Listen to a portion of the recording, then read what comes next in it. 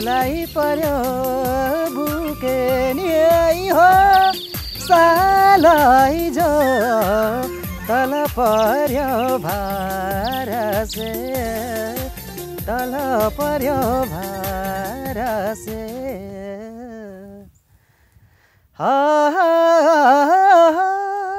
पर्यो बुके नि हो सालै जो तल पर्यो भार से प्रेमराज भारीलाई पनि आसन ग्रहण गर्नु डिबी थापाजीलाई पनि यथास्थानमै आसन ग्रहण गर्नु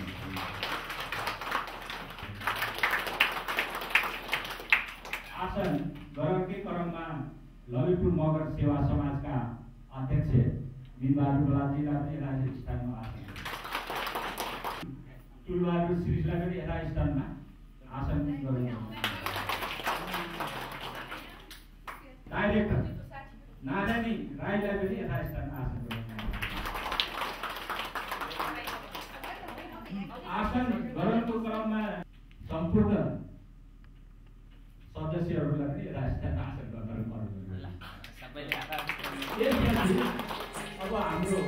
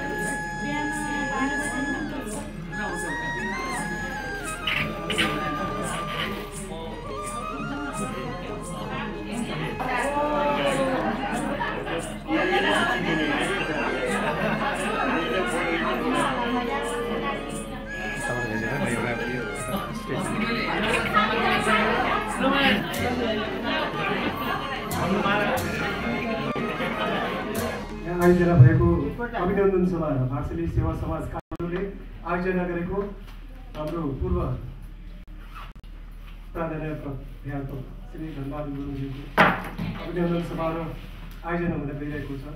मञ्चमा आसीन अतिथि प्रमुख अतिथि प्रधान अध्यापकज्यू धनबहादुर गुरुङ, हाम्रो भाषली सेवा समाज काठमाडौँका अध्यक्ष टिका गलानी, पूर्व रिप्रेजेन्टेटिभ जगबहादुर बुढाथोकीज्यू, हङकङ भाषली समाजका अध्यक्षज्यू अनि विजया दिदी, जीवन दिदी र यहाँ यस हलमा उपस्थित हुनुभएका सम्पूर्ण मेरो साइनो उमेर अवस्थाले मैले भन्नुपर्ने मानिसहरू र अनि माया गर्नुपर्ने उपस्थित भाषली दाजुभाइ दिदीबहिनीहरू, विशेष गरेर हाम्रो प्रमुख अतिथिज्यूलाई एकदमै हृदयदेखि म मात्र होइन हाम्रो सम्पूर्ण भाषली जनहरूको तर्फबाट धेरै धेरै आभार प्रकट गर्दछु। हाम्रो हेड सर धनबहादुर गुरुङ भनेपछि नाम सुन्दा पनि भैरवातिर जाँदाखेरि काठमाडौँ पूर्व जाँदा पनि कहाँ भाषा पढेको को चाहिँ धनबहादुर गुरुङ हो भन्दा हाम्रो नाम गर्वले यत्रो फुल्ने बडा यस्तो अवसर थियो। होल जीवन व्यतीत गर्नु भनेको चान्चुने कुरा होइन। हाम्रो नेपाली समाजमा एउटा भनाइ छ, फुलको बासना वरिपरि मान्छेको बासना डाँडा परि भन्छन्। त्यसैले वास्तवमा भन्नुपर्दा हामी भाषीले टाढा टाढाको मान्छेले उहाँको अर्थ बुझेको रहेछ। त्यसैले यो भनाइ सबै साझाको होला भन्ने मैले हामी 5-7 जना गुच्चा खेलिरहेको छौँ। उता माथि पढाइ भइरहेको हेड सर आउनुभएको छ, डिलमा माथिबाट सानो ढुङ्गाले टुक्क हान्ने। हामी त होला कोही केटाहरूले चाहिँ डिस्टर्ब गरिरहेको होला भनेर ए केटा नखाने भन्दै आफ्नो धुनमा गुच्चा खेलेको छ। अनि हेड सरले हे भनेर यसो हेरेको त सर त माथि यत्रो पहाड जत्रो उभिएर बसेको, मार्नु लग लग लग लग कापियो। सबैजना सरको पछि पछि गयौँ। सबैजना घन्टा पढाइ भएको छ। हामी त्यो अफिस स्कुल अगाडिको चौरमा परबाट यता फ्रन्ट रोल खेल्दै जाने, फेरि ब्याक रोल गर्दै जाने सम्झनाको रूपमा रहिरहेको छ। यस्ता धेरै सम्झनाहरू छ, हामीले सम्झँदाखेरि ज्यादै रमाइलो हुन्छ। अनि फेरि यस्तै हो, अलिकति एउटा सानो सम्झना पनि बनाउँ सरलाई। त्यतिखेर अलिकति नमिठो जस्तो पनि भयो होला, तर त्यो सही सम्झना आज हामीले सकारात्मक रूपले लिएर बसेका छौँ। हेड सर बिदामा जानुभएको बेलामा हामी 10 क्लासमा हुँदाखेरि हेड सरको बसाइ अलि लामो भएपछि हाम्रो पढाइमा केही कठिनाइ भएको हामीले महसुस गऱ्यौँ। ल तिमीहरूले पढ्न नपाएको पढ भन्दै पेट्रोल मिक्स बालेर रातिसम्म चाहिँ पढाउनुहुन्थ्यो। त्यो कथा अझै छपक्क छ।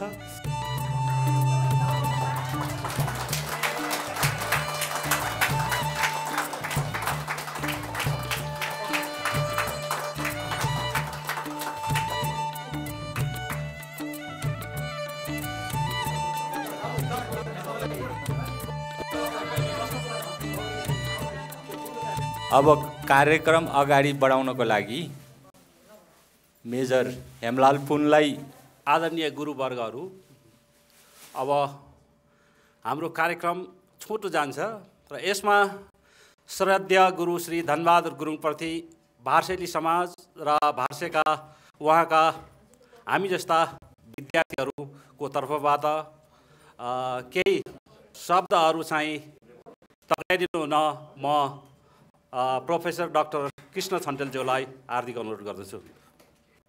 अत्यन्तै रमाइलो क्षण भइरहेको अनुभव भइरहेको छ र सबैले आदरणीय गुरुलाई भेट्न पाउँदा हर्षित छौँ। र विशेष गरेर हाम्रा आदरणीय मित्र हर्क थापाजीले आफ्नो पुत्रीको बिहामा निम्तो गर्नुभएको थियो र त्यहाँ हामीहरू पुग्दा आदरणीय गुरुलाई भेट्न पाउँदा साह्रै खुसी लागेको थियो र गुरुले भन्नुभयो म अब 84 वर्ष पुगेँ भन्नुभएको थियो र मैले भने गुरु अब चाहिँ नि हजुरको 84 पूजा भार्सेली केटाकेटीले गरिदिन्छ भनेको थिएँ। त्यही सन्दर्भमा मैले एकछिनपछि हाम्रो हेमलाल पुनलाई भन्छ ल गुरु आउनु भएको रहेछ यसो भार्सेलीले सानोतिनो कार्यक्रम होइन मैले एकदम सोचिसकेको छु भन्ने भयो र हिजो मैले आदरणीय म्याडमलाई पनि ल है सकेसम्म हाम्रो म्याडमलाई पनि समावेश गरौँ, हाम्रो सरहरू यहाँ हुनुहुन्छ र विशेष गरेर मैले लामा सरलाई सम्झाएको थिएँ। हामीहरूलाई यहाँसम्म पुर्याउनु हुने आदरणीय गुरु गुरुमाताप्रति म हार्दिक कृतज्ञता व्यक्त गर्न चाहन्छु र बाबुबाजेले भन्ने गरेको कुरा मासु काटै गर्छ कुरा गरे पर्छ भन्थ्यो र अहिले कुरै मात्रै बढी हुने भएको छ। यति बेला तङमास एसएलसी दिने बेलामा हाम्रो विष्णु भान्जी यहाँ हुनुहुन्छ, म अनि रम्फईको लाले अनि अरू साथीहरू हुनुहुन्थ्यो। रम्फईको लाले र म उसले उसको बाउको त्यो पुरानो आर्मीको कपडा लाउने मैले पनि चाहिँ मेरो अङ्कलको लाएर गएको अनि जहाँ पनि जसलाई पनि गुड मर्निङ भनेर गर्थ्यौँ जहाँ सबै हाँस्थ्यो हामीलाई। अनि गुरुले चाहिँ यो कस्तो डिसिप्लिन भएको केटाहरू रहेछ भार्सेको भनेर भन्थ्यो तँलाई त्यति बेला भन्नुहुन्छ। म धेरै आभारी छु गुरुप्रति। आदरणीय गुरुहरूको जुन चाहिँ नि मार्गदर्शन छ, शिक्षा छ, अहिले सम्झने लायकको छ र हामी अहिलेसम्म कुनै पनि ठाउँमा जाँदाखेरि यो थन्तेल काइलाले गुरुहरूको मान सम्मानमा कुनै पनि आँचा नदिएको मैले अनुभव गरेको छु र यो चाहिँ म बिन्ती गर्न चाहन्छु म्याडमलाई पनि। हेड सर जहाँ जानुहुन्छ, चाहे शैक्षिक क्षेत्रमा जानुहुन्छ, चाहे चाहिँ खेलकुदमा जानुहुन्छ, चाहे सामाजिक क्षेत्रमा, नो कम्पेरिजन। यदि मैले मेरो गुरुहरूको त्यति बेला चाहिँ मैले दिल दुखाएँ, मेरो साथीहरूको दिल दुखाएँ, भाइ बहिनीहरू दिल दुखाएँ भने म हृदयदेखि क्षमा याचना गर्न चाहन्छु। भार्सेको स्कुलको बारेमा हामी निकै चिन्तित 2-4 वर्षले अब जान नपाए पनि हामीहरू यहाँ छलफल गर्ने क्रममा छौँ र केही कुराहरू गरौँ र यो वर्षको रिजल्ट चाहिँ राम्रै आएछ होइन सर? त्यस कारणले गर्दा यो वर्ष राम्रो न त भने अलिकति कहिले जिरोमा पुग्दाखेरि हामी चिन्तित थियौँ। भार्से गाउँलाई हामीले सम्झने कार्यक्रम गर्नेछौँ र त्यहाँका आदरणीय गुरुहरूलाई चाहिँ हामीले सम्झने कार्य गर्नेछौँ र हामीहरूले धेरै ठुलो कुरा नगरे पनि हाम्रा गुरुहरूले हामीलाई दिनुभएको जुन अनुशासन छ, शैक्षिक छ, सामाजिक छ, सानो मन्तव्य र गुरुलाई चाहिँ मेरो अर्पण गर्दै बिदा हुन चाहन्छु। धन्यवाद। क्षमा गर किनकि क्षमा याचना भएमा नेल्सन मण्डेलाले भन्नुभएको थियो आजको समय या आजको दिन हाम्रा श्रद्धेय गुरु प्रति उहाँका हामी सम्पूर्ण विद्यार्थीहरूको तर्फबाट प्राध्यापक डाक्टर कृष्ण छन्तेलज्यूले जुन क्षमायाचना माग्नुभयो यो महानता हो हाम्रा श्रद्धेय गुरुको। यसपछि उहाँका पूर्व विद्यार्थीहरूको तर्फबाट एउटा कविता छ। सबैलाई नमस्कार। म यज्ञलाल पाण्डे, घर अस्लेवा।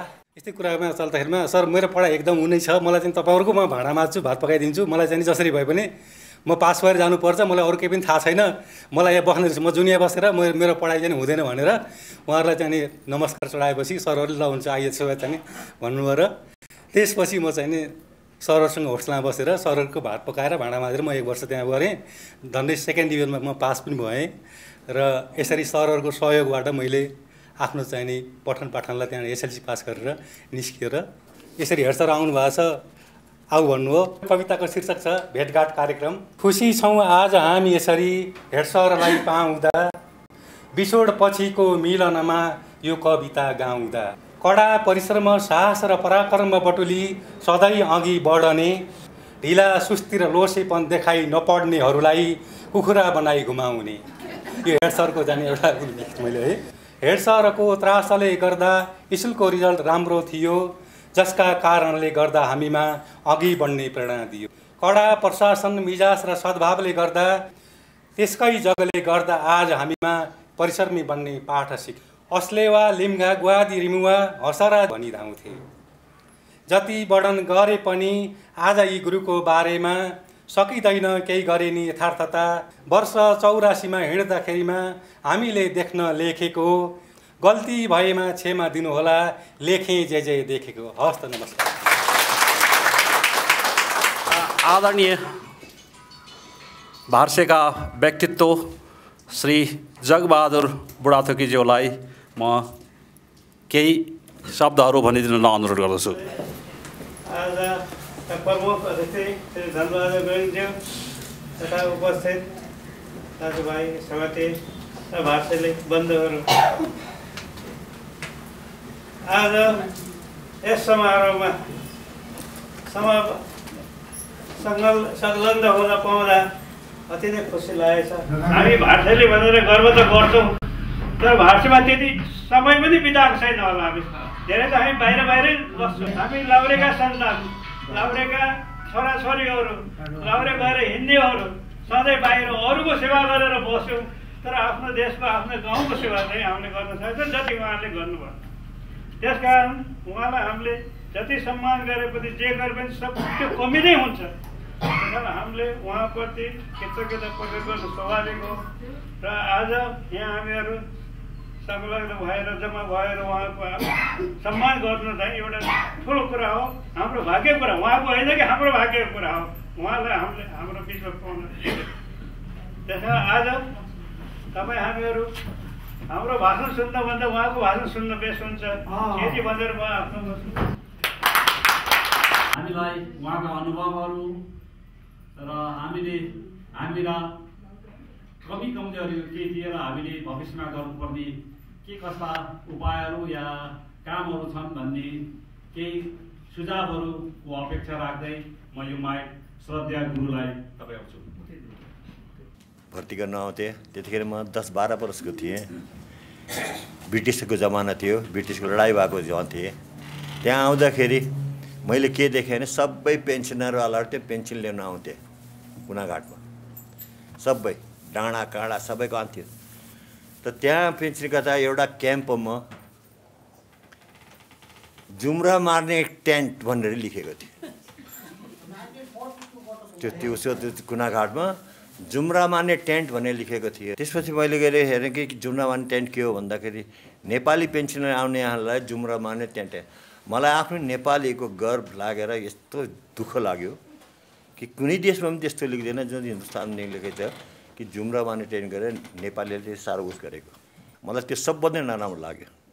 मेरो देश यति पछाडिएको छ कि जुम्रा मार्ने भएको छ।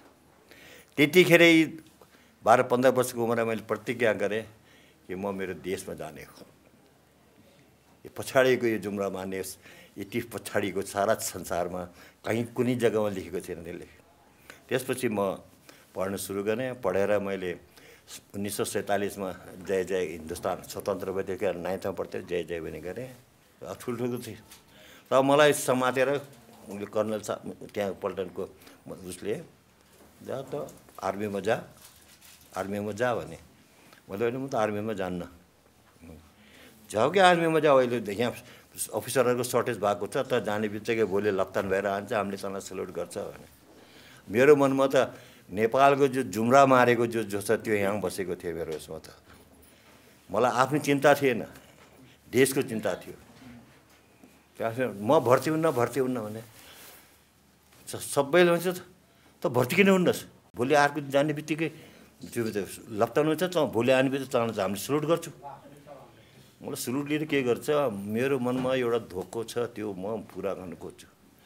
मेरो पता थिएन त्यो 12 वर्षमा कुनै के मेरो मन के लाग्यो त्यस्तो। त्यस पश्चातमा भर्ती भएन त 17 वर्ष माथि पुगेकोलाई त यहाँ पल्टनमा बस्नु सक्दैन भने अफिसरको ऱ्याङ्क जाँदाखेरि म त्यहाँ ठ्याक्क डुलेको देखेँ त कर्नल छल्लक्क मलाई देखी छ। अफिसरलाई बोलायो त्यो धनबहादुर किन गएको थिएन, तिनीको पल्टन परिवार त गइसक्यो, त्यो किन गएको थिएन भन्दाखेरि जो मुभ गर्न आएको क्याप्टेन साहबले केही भन्नु सकिनँ। त्यहाँदेखि म त ए धनबहादुर अब त यहाँ बस्नु सक्दैन अब त म मऊमा जाने बिचमा भनेछ कर्नलले। अब त उहाँले भन्छ भने के गर्ने त भनेर त्यतिखेर उनले यो सिपाही पठाएर प्याकिङ गरेर म मऊ गएँ। मऊमा गएर 2 महिना मऊमा बसेँ म। एउटा मेरो साथी आयो गुरुङ, उहाँ पनि पान्छ, नोकरी पनि गर्नु पान्छ, पढ्नु पनि पान्छ। के हो भनेको छ civil school master in Liu of ASA हलदार रहेछ। त्यहाँ सिभिल स्कुल मास्टर हुने, पछि फेरि तिनी आर्मी एजुकेसन कोरमा हलदारमा जाने। बुझ्यो त्यो मलाई आर्मीमा लप्तान मारेर जा भनेर गएन, त्यो हलदारमा जान्छु म भने मैले जान्न भने त्यसलाई छोड्यो। त्यही बेलामा काठमाडौँ पोखरामा सेन्ट्रल कोअर्डिनेसन बोर्डले हाई स्कुल खोल्ने भने एक्सपेरिमेन्ट। त्यो हाई स्कुल कसरी खोल्यो थियो भने द्वितीय महायुद्धमा 6 वर्षसम्म गोर्खाली पल्टनको उसहरूसँग 2 आना पैसा एजुकेसन ट्याक्स भनेर काटे रहेछ। हरेक सिपाहीसँग एजुकेसन ट्याक्स भने 2 आना काटे रहेछ। 6 वर्षको बेलामा त्यो 54 लाख भइसकेको। 54 लाखमा 10 लाख इन्डियामा बस्ने नेपालीहरूलाई, 44 लाख नेपालमा लैजाने। 3-5 सरकारलाई दियो भने तिनले लप्पै खाइहाल्छ। यो एक्स सर्भिसमेन्टको पैसा हो। एक्स सर्भिसमेन्टलाई सुविधा पाउनुपर्छ, तिनको बच्चाहरूले फ्री एजुकेसन पाउनुपर्छ, हस्पिटल फ्री हुनुपर्छ भनेर सिसिबीले एम्बेसीले हामी चलान्छौँ भने सेन्ट्रल बोर्ड बनाएर तिनीहरूले स्कुल चलायो। स्कुलमा फिस लिन्थेन त्यतिखेर, लिन्थेन। अस्पताल खोल्यो त्यसमा पनि पैसा लिन्थेन। त्यहाँमा आएर त्यो मिडल स्कुललाई हाई स्कुल बनायो। हाई स्कुल बनाएर अब हामी त इन्डियामा पढेको, इन्डियाको नेपालको के अरे बोर्डको थाहै थिएन के छ के छ सारा बोर्डको किताबहरू मगाएर हेरेँ। हामी त नेपाली इन्डियामा बसेको, त त्यो सडकबाटि जा यार, मैले आज बहुत खाना खाएँ यार भने त प्रवासी नेपाली हो भन्ने। यिनीहरू मेरो आँखा छर्लङ्ग देख्दैन नेपाली जस्तो भनेर करान्थ्यो। म खाएन भनेर बहुत खाएँ भन्दिनँ, यो बाटो जा नभनेर सडकबाटि जा भन्दिनँ, त्यो मकानमा जा भनेर गर्दा पछि बेला थाहा पायो कि यिनीहरूले किन मलाई प्रवासी नेपाली पनि चिन्छ अनुहार पनि भनेको छ। त्यो इन्डियन भाषा जोडेर बोल्दाखेरि हामी छल्ल त्यो रहेछ कि बुझ्नुहोस् यसो नक्सा लपेटेर लैजा भन्छ। अब त्यो केटाहरूले बुझ्दैन लपेटेर लैजा के भने केटाहरू छल्ल हेर्छ, पछि थाहा पायो ए यो नक्सालाई बेरेर लैजा न भनेर त्यो नेपाली रहेछ। त्यस्तै नेपाली गरेर हामीले पढाएर पहिला त्यहाँनिर त्यो त इन्डियामा सिपाही तयार भन्ने शब्द त्यो सिपाही गर्ने भन्थ्यो। त्यसको बादले हामी गरेर पहिला साल तपाईँको के अरे सालमा हाम्रो 100% स्टुडेन्ट पास भयो।